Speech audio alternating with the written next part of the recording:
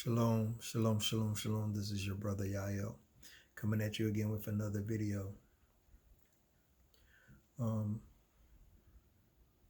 This is just one thing I want to make perfectly clear. Them 4 police officers that lost their jobs for murdering our brother, them being fired is not justice. Them being fired is not the end game. It is not the goal. It's only a small fraction of what is needed. Them having charges filed against them is not the end game. It's only a part of what needs to happen. Them going to court and actually standing before a jury of their peers is not the end game. It's only a part of what needs to happen. This is what needs to happen.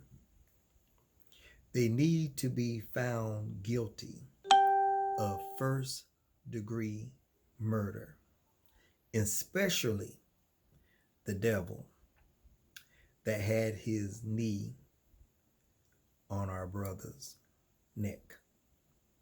He need to be found guilty of first-degree murder.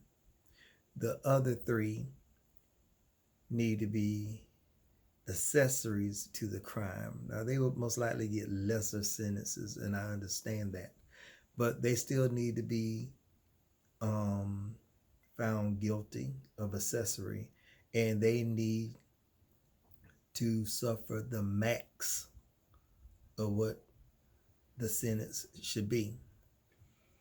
I don't know if that state has a death penalty, because if they do, homeboy that had his knee on his neck, he need to be sentenced to death.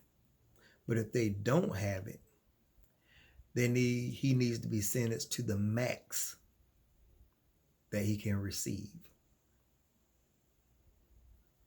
That will bring some sense of justice to his family. But them getting fired was not justice. Them eventually getting charges filed on them is not justice.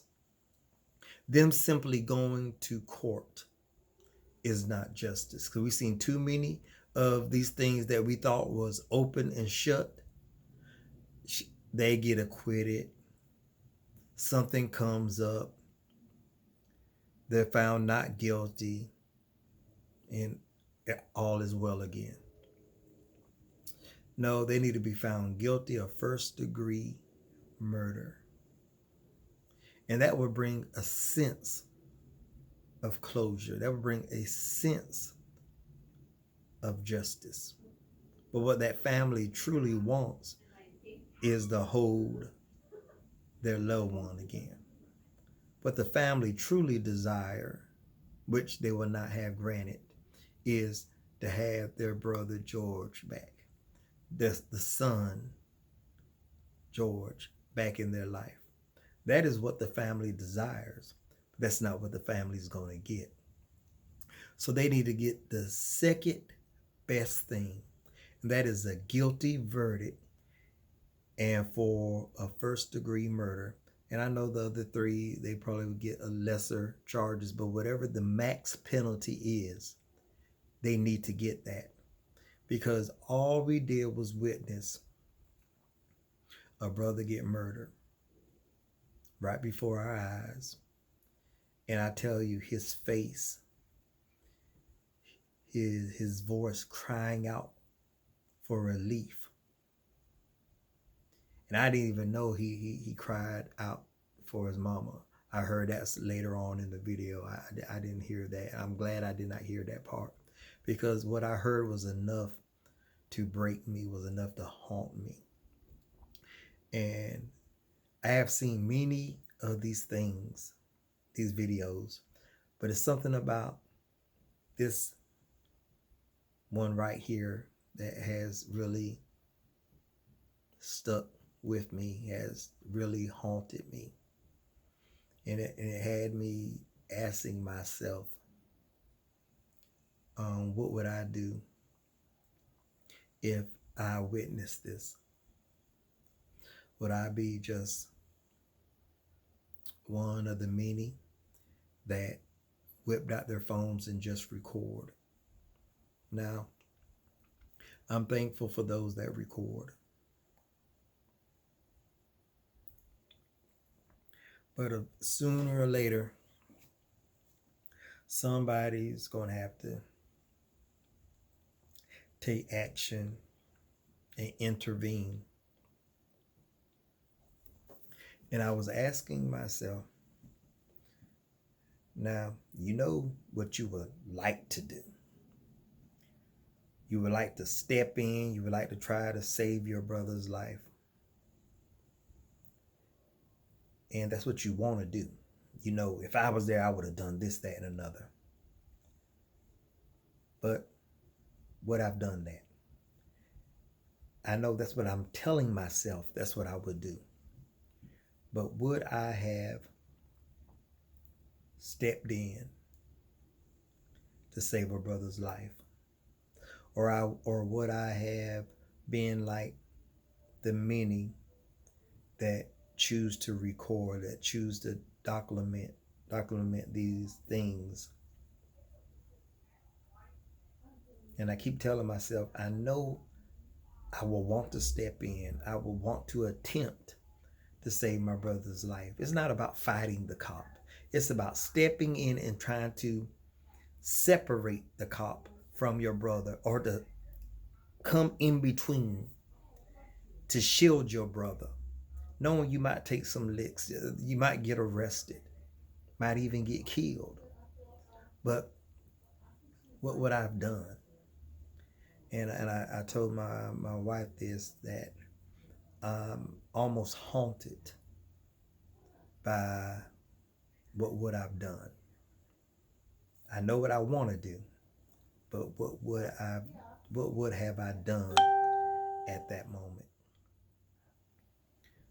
I am tired of getting comfortable with that which is uncomfortable. It is sad that many of us expect to see videos like this every other day, every other week, every other month. It has become commonplace to see one of our brothers beaten or murdered right before our eyes. And then we march, we riot, we pray, we flip over cars, we burn out buildings, we loot. But what does that really do? Are we really impacting anything when we go to such routes? Because me and my wife was talking, like, Kirk, Kirk is my government name. Like, what you want to do? What you want to do? And I'm like, there's a part of me that want to take a road trip and go down there and be there. And then there's a part of me of, I can do something here. But what? That's the thing. What to do? There's something I know, I really believe there's something I'm supposed to be doing concerning this. But then it's like, what is it? What is it that I am supposed to be doing regarding the events surrounding the murder of our brother? And I do not have the faintest idea what it is I'm supposed to be doing or should be doing. But this has really stayed with me. It has really moved me. All of these videos where I see our brothers, my sisters, being violated, beaten, killed, has affected me. But this one has really affected me in some kind of way. But we cannot continue to do what we normally do. We get mad, we protest, we scream, we post, we rant, we rave.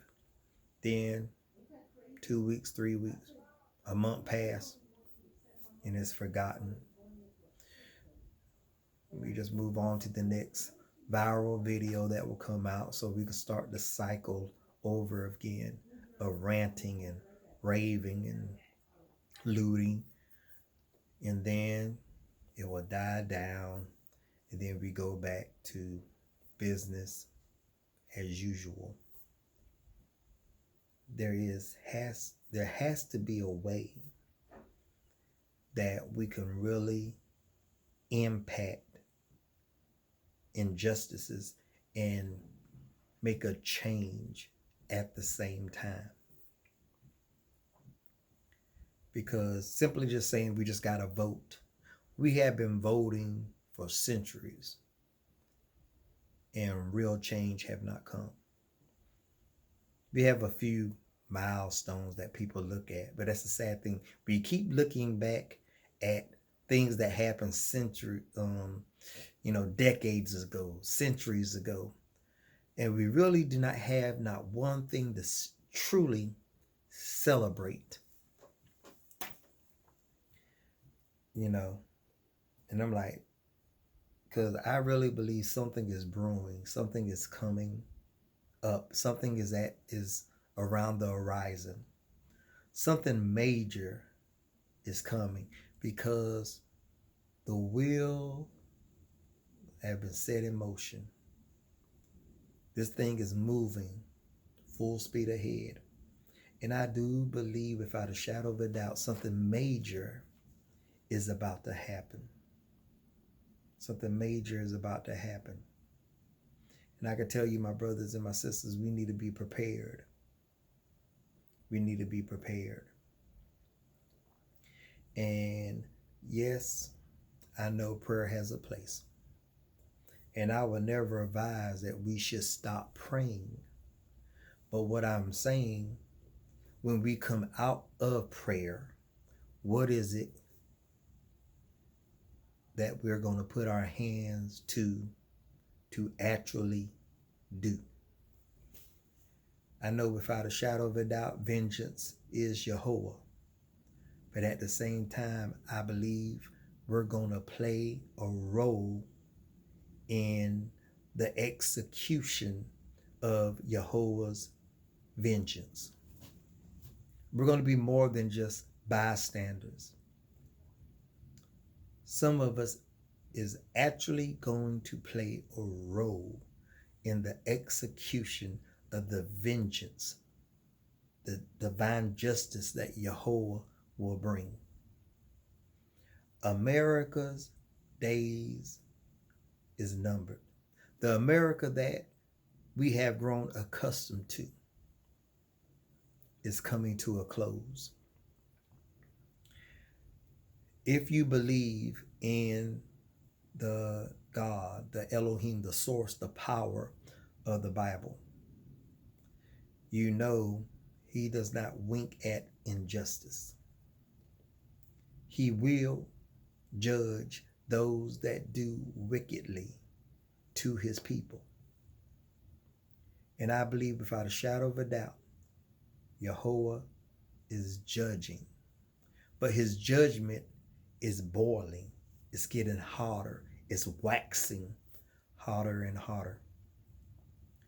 And eventually, it's going to flow over. It's going to blow up. And the judgment of Jehovah is going to cleanse. It's going to purify. It's going to eradicate. It's going to annihilate. It's going to completely destroy and kill all that which is wicked. All that walks contrary to him. All that has spoke vain, that spoke foolishness regarding his name and his law, statutes, and commandments. Yahweh is not a joke. Yahweh is not a game. He is not trending. Yahweh is the Elohim of Israel. He is the Holy One of Israel. He is the King of glory. And he is about to do something big. I believe that with all my heart. Yahweh is judging as we speak. Many people don't want to hear that because they serve a God that's like a cosmic genie, a universal heavenly Santa Claus, that all he want to do is give gifts and bless. But Yahweh is also a judge. He is also he's an executioner of divine justice. And for the wickedness that has been done to his people, Yahweh is going to judge it. And nothing is going to stop it. Yahweh is going to judge it. And we, his people, need to be prepared, need to be on the right side of judgment. We who say that we walk with Yahweh need to walk with Yahweh for real. Because you're not fooling him. You may fool people, but we're not fooling Yahweh. Yahweh knows where we are at. He knows who's about it and who's not. So my brothers and my sisters, we need to be prayerful. But at the same time, we need to walk in preparation. We need to prepare for what's coming. We need to listen like we have never listened before, because Yahweh is speaking. And we, his people, need to have a trained ear, need to have eyes wide open to know when he is showing us things and when he is speaking to us. Because something big, something truly huge is coming. And we, the children of the Most High, the sons of God, his firstborn, we as Israel need to be ready. We need to be prepared for the movements of Yahweh. So my brothers and my sisters, I'm telling you, in the midst of all the wickedness, in the midst of all the confusion, the heartache, the pain, do not lose heart, because we are the people of God, and Yahweh loves his children, and Yahweh will liberate us. Yahweh will redeem us. He is going to save us. And my people, we play a role in that. You got to believe that. We play a major role in our own redemption. So my brothers and my sisters, that's all I wanted to share with you at this time.